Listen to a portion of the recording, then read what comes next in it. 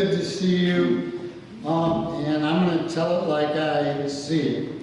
So I'm asking Fred to put up a picture of the King County Administration Building.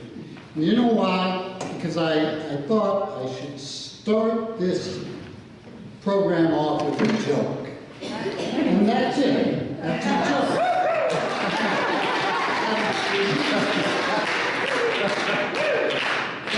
And the reason it's a joke is because that's where they're supposed to keep our land records.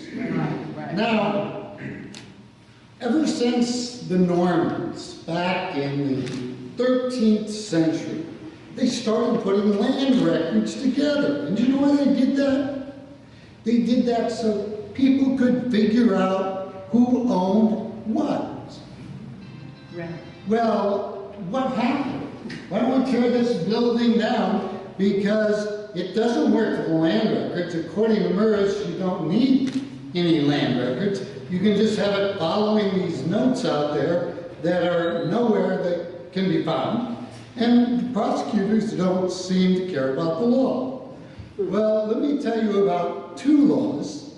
The Recorder's Office and the Prosecutor's Office and the City of Seattle are violating, and the AG. The AG means the Attorney General. He doesn't particularly like me. I don't particularly like him, but I hope he at least can read the law. So we have a law called RCW 61-24-040, and what it says is that if you're going to be foreclosed upon, they have to give you a notice of default.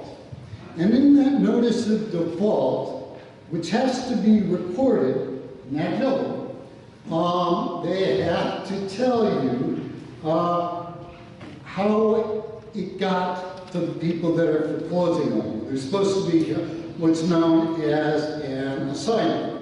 It's in subsection F of that. But so two things: it has to be recorded, and it has to give the homeowner an indication of who owns that deed of trust. Why are you being able to be foreclosed upon? They don't do it. So what does MERS do? MERS lies. And Marie points this out in her study. MERS comes in and they give you an assignment, and it says MERS as beneficiary, and sometimes it even says MERS owns the note. They're transferring it to this oldest person you never heard about, pops up out of nowhere, and had nothing to do with it. They're actually lying. Now, RCW 14,